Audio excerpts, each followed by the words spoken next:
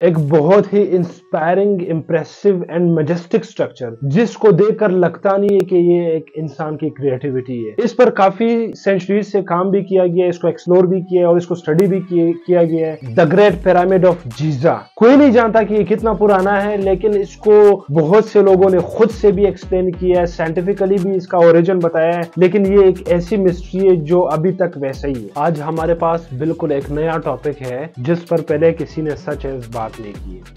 The missing capstone. आप में से बहुत से लोग ये पूछना चाहते होंगे कि असल में ये है क्या। ये एक ऐसा चीज है जिसने पूरी स्टोरी को डिफरेंट तरह से दिखाया है। कैपस्टोन की मिस्ट्री को समझने से पहले let's first discuss the pyramid of Giza. ये पिरामिड इतना पुराना है कि इसे एंशियंट वर्ल्ड के 7 वंडर में से एक कंसिडर किया जाता है और ये वाहिद है जो इतने टाइम से अब तक स्टिल है। Pyramid of Giza largest Egyptian pyramid है और ये फारो खुफू का टॉम भी रहा है जिसने 40 डायनेस्टी में रूल किया ओल्ड किंगडम की। ये पिरामिड अर्ली 26 सेंचुरी बीसी में बनाया गया। 27 इयर्स के अरसे में ये फेमस मोनुमेंट है गीजा पिरामिड का, जो कि UNESCO world heritage site Memphis और नेक्रोपोलिस का पार्ट है। ये गीजा के 3 पिरामिड्स की नॉर्दर्न एंड लाइन पर सिचुएटेड है। इनिशियली इसकी लेंथ 481 फीट थी। ये ग्रेट पिरामिड 3800 इयर्स तक दुनिया का टॉलेस्ट ह्यूमन मेड स्ट्रक्चर रहा। टाइम के साथ साथ मोस्टली व्हाइट लाइमस्टोन की केसिंग रिमूव कर दी गई थी जिससे पिरामिड की हाइट कम हो गई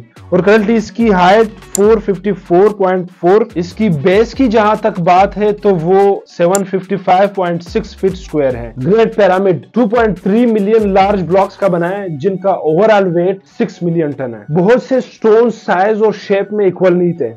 प्राइमरीली गीजा प्लेट्यू से लोकल लाइमस्टोन यूज किया गया है इसकी कंस्ट्रक्शन के लिए। कुछ ब्लॉक्स को रिवर नाइल के थ्रू बोट्स पर इंपोर्ट किया गया है जिसमें केसिंग के लिए थोड़ा सा व्हाइट लाइमस्टोन और आसमान से ग्रेनाइट के ब्लॉक जिनका वेट 80 टन था। किंग के चैम्बर का स्ट्रक्चर जिससे तैयार हुआ। एंशियंट ग्रीक हिस्टोरियन हेरोडोटस के अकॉर्डिंग ग्रेट पिरामिड्स को 20 इयर्स लगे कंप्लीट करने में, जिसमें लेबर की डिमांड 1 लाख आदमी की थी। ये फिगर बिलीवेबल है क्योंकि ये लेबर्स एग्रीकल्चर्स कहते हैं। इन्होंने पिरामिड्स पर काम किया था क्योंकि फील्ड्स पर काम कम थे जब रिवर नाइल पर फ्लड आया था। 20 सेंचुरी के एंड में आर्कियोलॉजिस्ट को एविडेंस मिला के एक ज्यादा लिमिटेड वर्क फोर्स था जिसने इस साइट को परमानेंट नहीं बल्कि सीजनल बेसिस पर ऑक्युपाई किया। ये सजेस्ट किया गया कि 20,000 लेबर्स मजीद प्रोवाइड की जाए। एंशियंट टाइम में पिरामिड्स को विजिट करने की परमिशन थी विदाउट एनी कॉस्ट, लेकिन अब पिरामिड्स के लिए उनको टिकट बाय करनी होगी, अदरवाइज वायलेशन के केस में उनको 3 साल प्रिजन किया जाएगा और ह्यूज अमाउंट उनको एज अ फाइन दिया जाएगा। अब बातें हैं मेन पर्पस की तरफ। वो हिडन कैपस्टोन क्या था जिसका मैंने वीडियो की स्टार्टिंग में बात की। लंबे अरसे से ये अज्यूम किया जा रहा है कि इजिप्ट में गीजा पिरामिड का एक टॉप एंड बी था जो अब प्रेजेंट नहीं है। इसका मतलब है कि बेशक पिरामिड 4 साइड से ट्रायंगुलर स्ट्रक्चर है,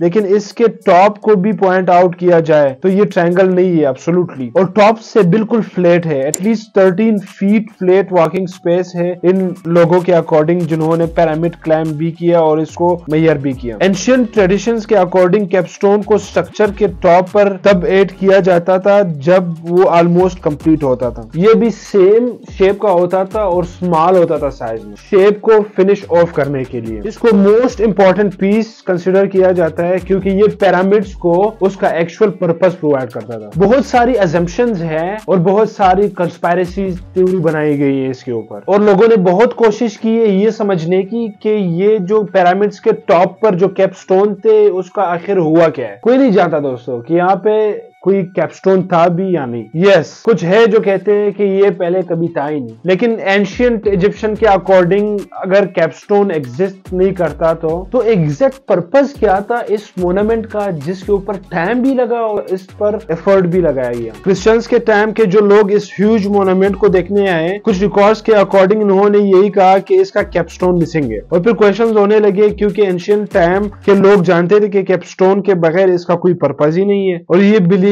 किया जाता था कि कैपस्टोन गोल्ड से या गोल्ड की लेयर से बना हुआ था। आखिर रीजन क्या? बहुत ही मिस्टीरियस। बहुत से लोग और रिसर्चर्स बिलीव करते थे कि ये फारो के रिचनेस के ग्लोरी को शो करता है। कुछ कहते थे कि इसके अलावा और भी इंपॉर्टेंट पर्पस हो सकता है। मेटल सन की एनर्जीज को एब्जॉर्ब करता था और पूरे स्ट्रक्चर में इसको as a huge part consider किया जाता था और ये काम करता था इस तरह जैसे मशीन में एक टर्निंग की। ये पिरामिड एक्चुअली में पॉलिश लाइमस्टोन से कवर अप रहता था और इसका कैपस्टोन गोल्ड से था। ये रात को इस तरह शाइन करता था जैसे अर्थ पर शाइन स्टार जो स्पेस से भी विजिबल हो। इजिप्शियन अथॉरिटी के अकॉर्डिंग इस पूरे मामले में कोई कंफ्यूजन नहीं है। उनका मानना था कि ये 2500 ईयर्स पहले बनाया गया फारो च्यूब्स के लिए एज अ टॉम्ब और जो इसका कैपस्टोन था उसको चोरों ने लूट लिया पिरामिड्स के और ट्रेजर के साथ। लेकिन यहाँ पर दोस्तों और भी इंटरेस्टिंग थ्योरी क्या है कि गिजा का पिरामिड बहुत ज्यादा पुराना है, कि ये किसी का टॉम्ब नहीं बल्कि एक मशीन थी जिसको बहुत ही हायर और इंपॉर्टेंट पर्पस के लिए इस्तेमाल किया जाता था और यहाँ इस थ्योरी की बेसिस है। इमेजिनरी नंबर ग्रीक का पाई और फाई दोनों को यहाँ रिप्रेजेंट किया गया है। इनसाइड रूम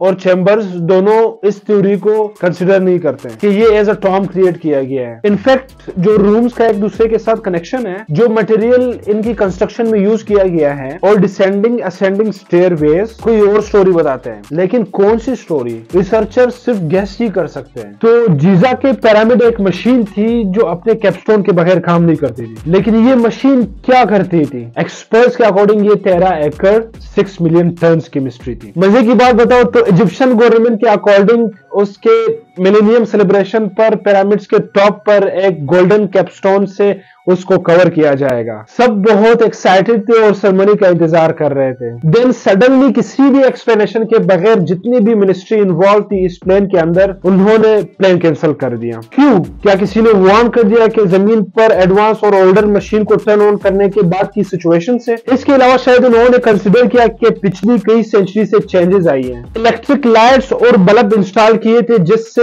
काम और भी ज्यादा खतरे में पड़ गया था। वो नहीं बता रहे, लेकिन यहाँ पर एक specific form of energy still exist करती है, जैसे कि सर साइमन ने डिस्कवर किया था। एक ब्रिटिश इन्वेंटर था जिन्होंने क्लाइम किया था पिरामिड्स के टॉप तक पहुंचने के लिए अपने अरब गाइड्स के साथ कई साल पहले। वो टॉप पर सेंटर में खड़े थे और अपने हाथों को स्प्रेड किया था और उन्हें टॉप पर एक रिंगिंग की नॉइज सुनाई दी। उन्होंने वेट न्यूज़पेपर को एक बोतल पर रैप किया और उसे अपने हेड पर रखा। वो बोतल इलेक्ट्रिसिटी से चेंज हो गई और उस बोतल से स्पार्क्स निकलने लग गई थी। जब उन्होंने इसको अपनी गाइड की तरफ पॉइंट किया तो जमीन पर गिर गया। ये इस तरह के प्रोपेगेंडास और थ्योरीज बहुत सारे बताए जा रहे हैं। ये जो कुछ ऑफिशियल्स है इसके मानने की वजह से ये इसको ऑफिशियल करार दे दिया गया है और ये मिस्ट्री उस स्ट्रक्चर से बहुत ज्यादा बड़ी थी। और दूसरी तरफ बात करी जाए गिजा के पिरामिड के अंदर की सिचुएशन का, ये पिरामिड सॉलिड मास है स्टोन्स का। जैसे कि बहुत से एंशिएंट इजिप्शियन के पिरामिड्स काफरे और मनकोरे के अपने अपने रास्ते थे जो उनकी पिरामिड्स के चैम्बर के बेस तक जाती थी। कुफू की पिरामिड्स की अंडरग्राउंड भी टनल थी, लेकिन बुरियल चैम्बर स्ट्रक्चर के सेंटर में लोकेटेड था जिसकी एक्सेस इंटीरियर रास्ते तक क्लाइम करके मिल सकती थी। जैसे कि एक्सपेक्ट करते हैं लोग, वहां कोई भी हेरोग्लिफिक टेक्स्ट नहीं है, कोई भी ट्रेजर या